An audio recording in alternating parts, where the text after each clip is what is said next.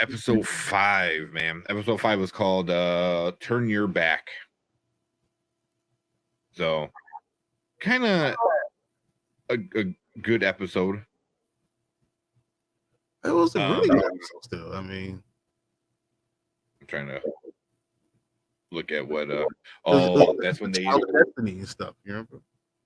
Yeah. Well, then you find this other magic guy that can control fire, which is super interesting because the first thing you think about is Yennefer with her fire experience. And then so she's like, from just being on that around that fire. This guy controls the fire from the beginning. That's like, wow. Yeah. You know, like firebender. Exactly. Oh my god. Oh man. I was thinking like, Anne could beat this guy, no problem.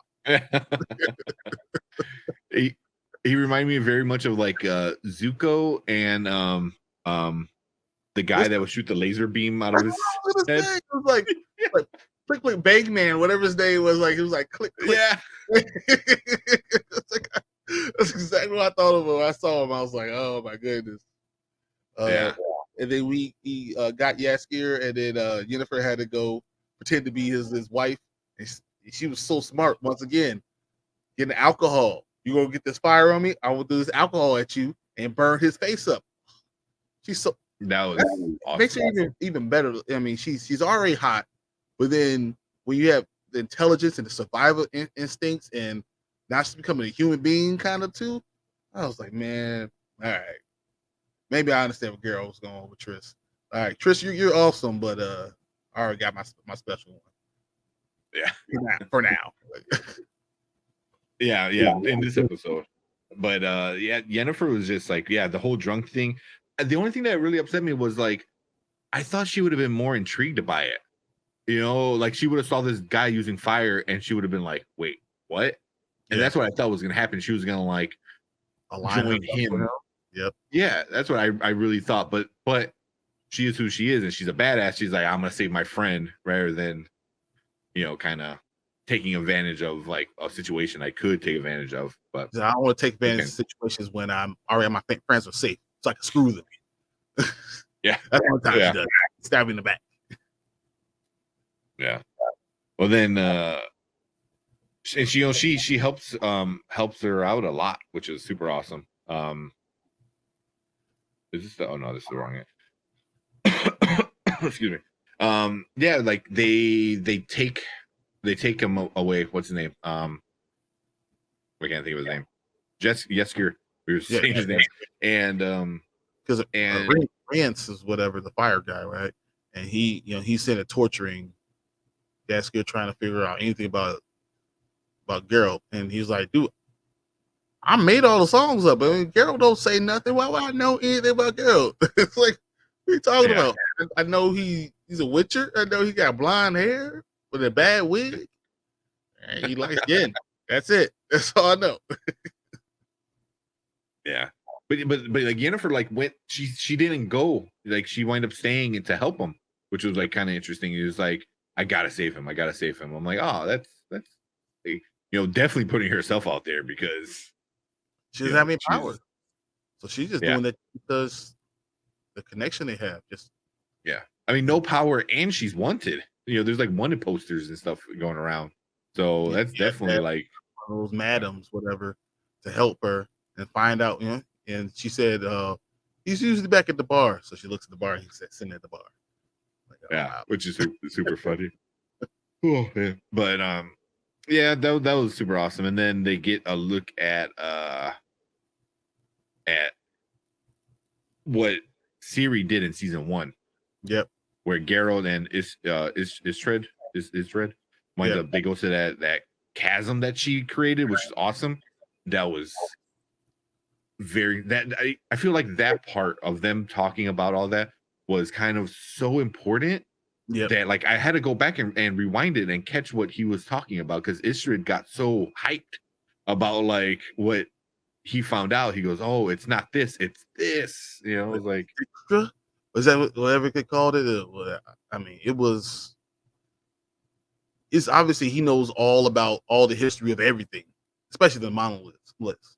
And the more he found out about who it was and what Siri was doing, the more he was just like hyped.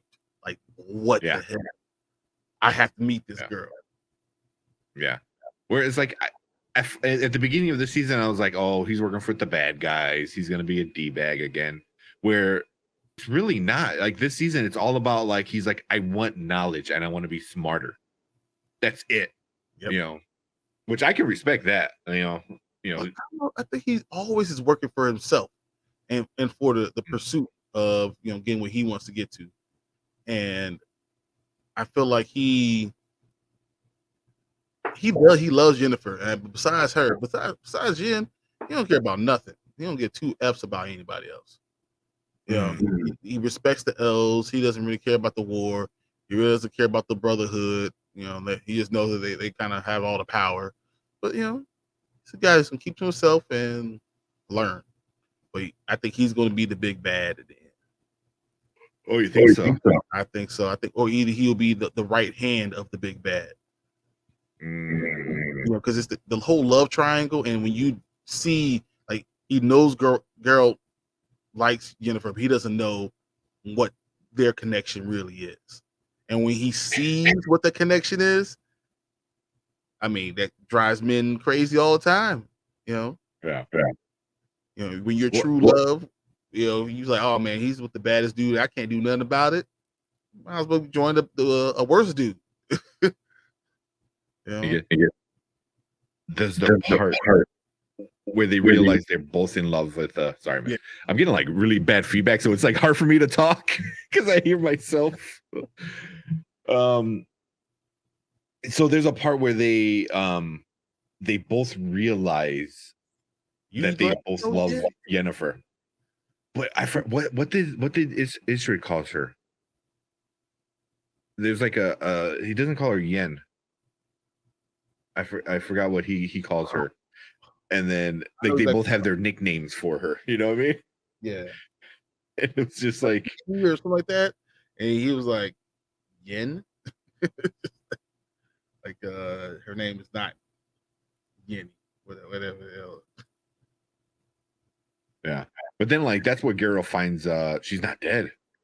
Yep. Which is super awesome because he like, what the hell? Trying to find it in the. I'm kind of going through the episode right now. Oh yeah, this happens. We'll talk about the yeah, we'll get to Ciri's story. Yeah, Ciri is man. I don't. If Geralt, if that wasn't his child's surprise, he would have probably had to kill her. Legit, like really, legit. She's straight up monster. And then she really becomes a monster. Yeah, we're not gonna get there today, but I'm just saying. Yeah. But the part that really upset me was how Trish like acted. And I was like, really?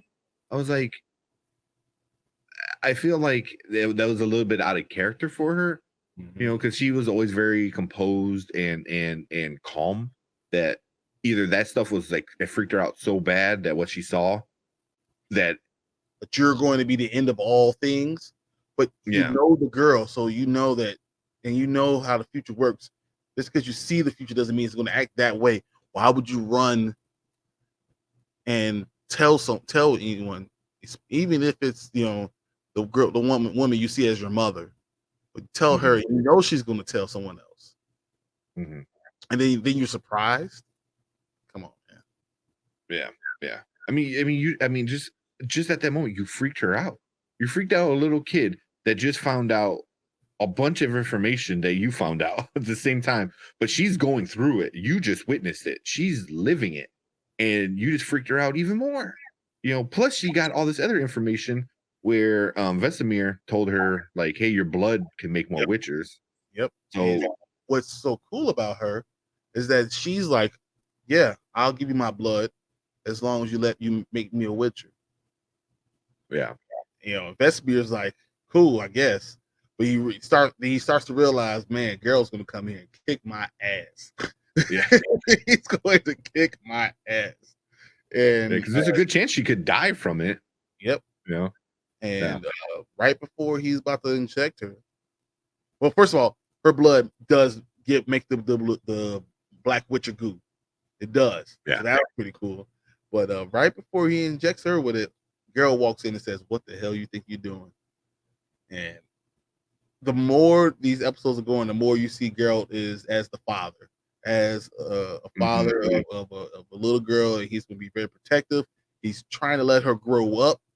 At the same time, he's, very protective of what others are doing to her because they know she can be used for so many different things. Yeah, and it's really interesting, and the story is compelling. Especially as a guy with two girls, it's really compelling. And it's so hard. And can you imagine being a single father? I'm not, but whatever. Being a single father, wanting to date this one woman, got your girl, your daughter right here, and learning so much. It's a whole cluster. It really is. It really is. I was seeing it. I mean, because it's everyone wants to use her, whether it be for good or for bad. Because obviously, like Vesemir wants to use her to make more Witchers, but it's and then obviously other people want to use her for like bad stuff and this and that. It's just it's I like her story this season so far, way more than I like Ciri in season 1. Ciri season 1 was annoying as shit. Yeah, it's a little bit of a kid. Like, shut the hell up. And now she's growing up. You can see her growing before your very, very eyes. And she's more than just what you see. That's cool. Yeah. Yeah. I really kind of turned my opinion on Ciri this season, which I like. So, but I also like Vesemir just told her flat out. He like you said, he didn't lie to her. He goes, "This is the situation. This is what it is. It's your choice." And I was like, "That's awesome," because he treated her like an adult. Like, well, I'm not gonna like beat around the bush or anything. Is like, listen, this is your decision. You do this. I was like, I like that. Like that was like, I'm like, okay, Vesemir isn't that bad. But then obviously it goes from like he gave her this decision, and now she's like, oh, I want to be a Witcher, and he knows he shouldn't, but he kind of made the promise to her. But it's also like, hey, yeah, you made a promise to a kid. That's fine. Like you could break it. Like they don't know what they want yet. But what's funny is that when Geralt comes and stops him, he really didn't lie to her then. So now she can always know. Ciri always knows that Vesemir never lied to me. He was going to do whatever. My dad said no. That's all that happened. Yeah, exactly. That's like going to your uncle and you're like, my uncle said I can drink this beer. And that's exactly what it is. Yeah. But so that was I think a really big part of it was her story. Was so Triss goes in her mind to help figure out like past lives, or not past lives, but like memories, even from like ancestors kind of thing, which was kind of cool. But that shit got flipped quick, and even Triss was like, "How it's supposed to happen? This is not supposed to be going this way." Still did, and it's funny. It's instead of Triss guiding her, it seemed like Ciri was guiding Triss through this labyrinth. And she was just there for the ride. Yep. And just turned into something else, and Triss pulled her out just enough time to kind of see who she could be. Ciri could be the end of all things and also the end of all war. Yeah. So she's like, once again, like that whole idea of the savior of all things, or the end of all things. So, it was a nice teaser in that dream sequence, kind of stuff. Like it was pretty cool. It was pretty cool. Yeah, and then also I think they wind up it was it Geralt and him find isn't this where the monster? Yeah, the monsters come out. Yeah. Because she's in the dream and she screams and she activate whatever monolith, and then like these shards come and there's like this like crazy monolith shard dragon thing that came flying by that no one knew what it was. They're like, what is that? I'm like, I don't know. Yeah, so. And that Geralt had to go kill again. Crap. She brought something else out. Now I gotta go kill this thing. But Istrid held his own too. That was pretty good too. I mean, it was like, yeah, I am a mage. I'm not just a lump of the log. And I have some power. Yeah. So I thought that was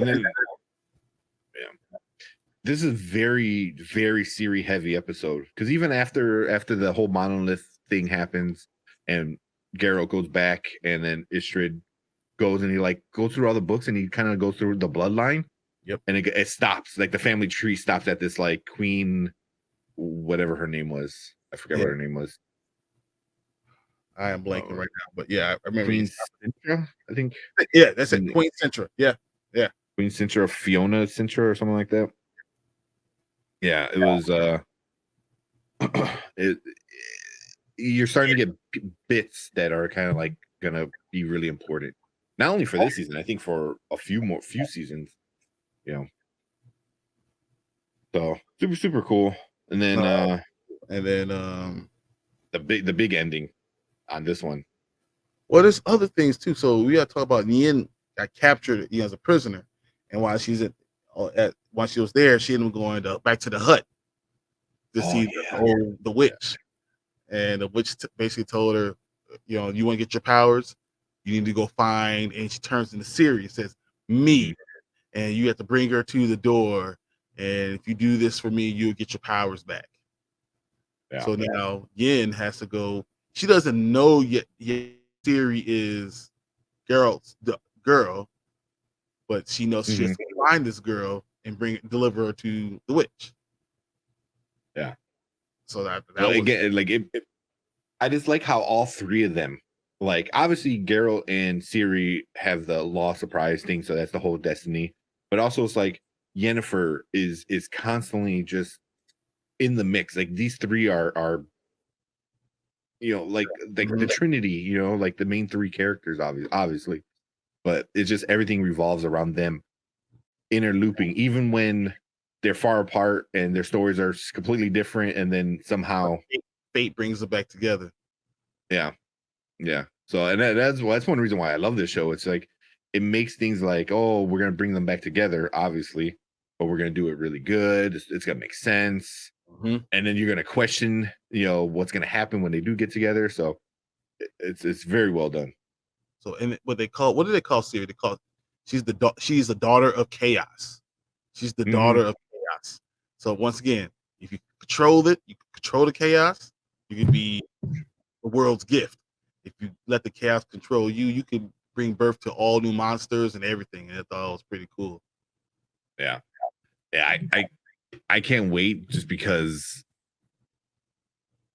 yeah. I mean, see, I already watched the end of it, so I don't want to talk too much more about the other episodes, but it's gonna be so much more fun going forward. Yeah. Hey, Christian, what's up? Just want to pop in and say hello while I was working. We'll catch replay once I finally catch up on Witcher. Have a good one. All right, thank you. You too. I usually cut up these episodes so each episode is separate, so everything we talk about is gonna be its own thing. But she's I always find her on E-Man's channel and in E-Man's Discord. So he has a little self promo. And that's awesome. What was that? She said, points for Gravity Falls hat. Gravity Falls.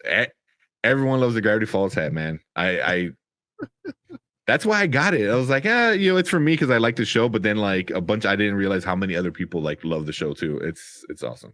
And then I'm rocking the recast T'Challa. Yeah, just came in the other day, yesterday. But we're gonna chop all this up so you can watch each episode individually. Yeah. But I think that's about it for this episode. Because I know there's probably like other little things too, but so because Geralt and Ciri are still in Kaer Morhen, right? At the end of this episode. Because He stops her from becoming a Witcher, and he tells Vesemir, "Hey, we gotta go. Yeah. I'm bringing." So he death takes to her. the world." So he takes her to another. And place. And I think that's where she stopped.